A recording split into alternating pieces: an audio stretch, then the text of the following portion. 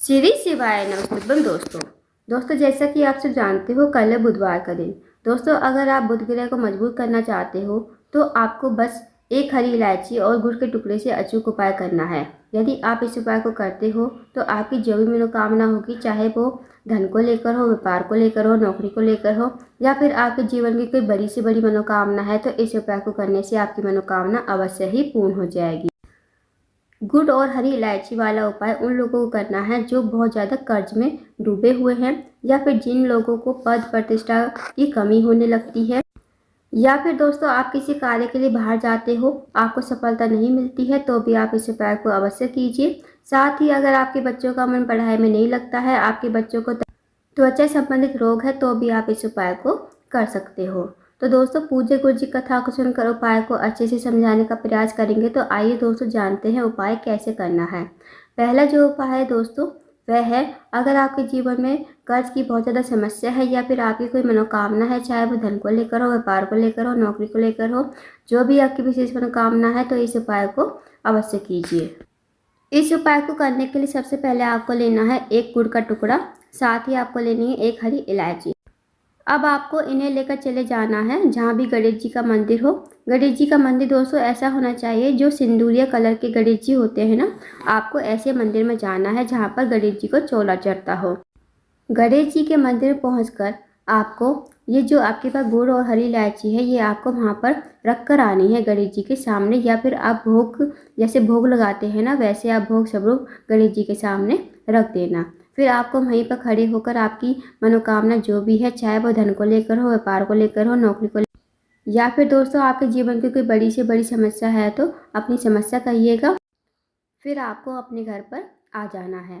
दोस्तों इस उपाय को यदि आप करते हो बुधवार के दिन, तो जो भी आपके जीवन के कष्ट है, विघ्न है, वो सारे कष्ट आपके दूर होंगे बस इस उपाय को करने से। तो इस उपाय को अवश्य कीजिएगा। अब जानते हैं दोस्तों अगले उपाय के बारे में। दोस्तों अगला जो उपाय है वो बहुत ही ज़्यादा विशेष है।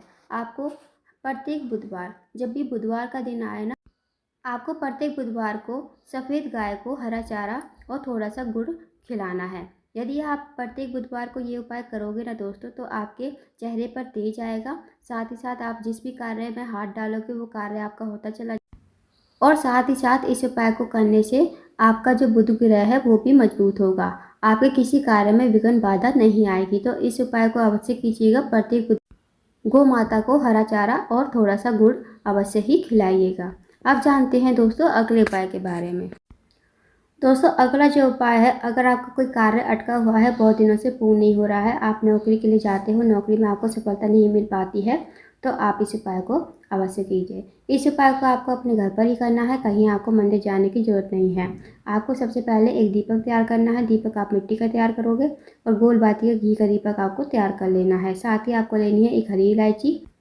अब दोस्तों आपको आ जाना है अपने घर के पूजा घर में, जहाँ भी आपके घर में मंदिर हो ना, वहाँ पर आप आ जाइए, और आपके मंदिर में गणेश जी भगवान हो जिसकी आप डेली पूजा करते हो, उन्हीं के सामने आपको ये दीपक प्रज्वलित करना है। जब आप दीपक प्रज्वलित कर लो, तो आपके पास जो एक हरी इलायची है ना, भगवान से जो भी मनोकामना है, मनोकामना कहिएगा, और इस हरी इलायची को जलते हुए दीपक में आपको डाल देनी है।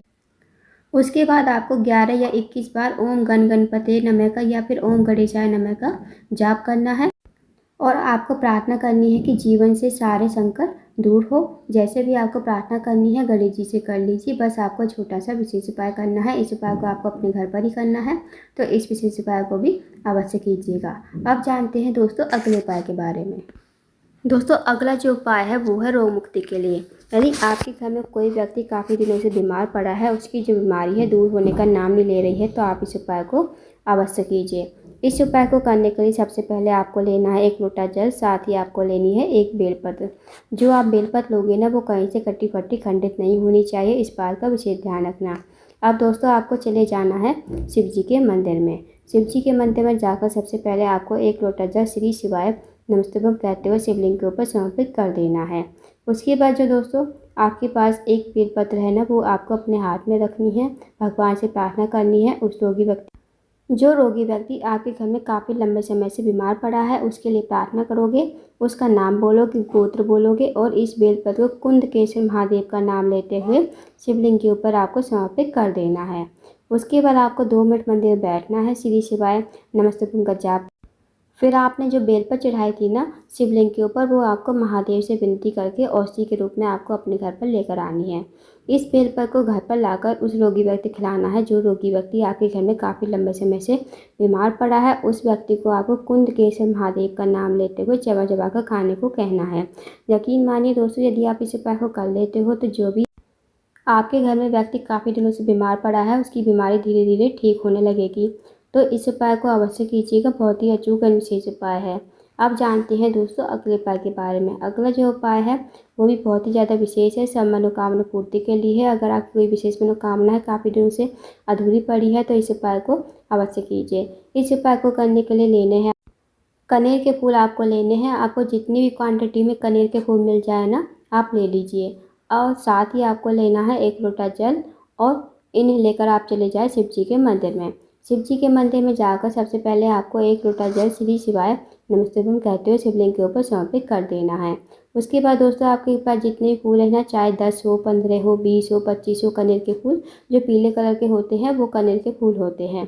तो आपको इन फूलों से जो है शिवलिंग और जलाधारी का श्रृंगार करना है। जैसे हम शिवलिंग जलाधारी का श्रृंगार करते हैं ना, तो मन ही मन जब आप श्रृंगार करोगे तो श्री शिवाय नमस्तुभ्यम का आपको जाप करते हुए जाना है। तो आपको श्रृंगार कर देना है। अगर आपके पास फूल अधिक मात्रा में नहीं है तो आप क्या करोगे, आप इन फूलों को हाथ में लेकर, जितने भी आपके पास 5-10 फूल है तो आप इन्हें हाथ में लोगे और भगवान से प्रार्थना करोगे जो भी आपकी विशेष मनोकामना है, चाहे वो धन को लेकर हो, व्यापार को लेकर हो, नौकरी को लेकर हो, जो भी आपकी अधूरी मनोकामना है तो मनोकामना कहिएगा और इन फूलों को शिवलिंग के ऊपर समर्पित कर दीजिए। उसके बाद आपको 2 मिनट मंदिर में बैठना है, श्री शिवाय नमस्तुभ्यम का जाप करना है। फिर आपको भगवान को प्रणाम करके विनती करके आपको अपने घर पर आ जाना है। तो दोस्तों बहुत ही अचूक और विशेष उपाय है, इस उपाय को अवश्य कीजिएगा।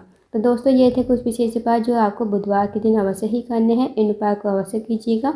अगर आपको जानकारी पसंद आई हो, वीडियो को लाइक करना, शेयर करना, चैनल को जरूर सब्सक्राइब करना, कमेंट बॉक्स में श्री शिवाय नमस्तुभ्यम हर हर महादेव जरूर लिखना।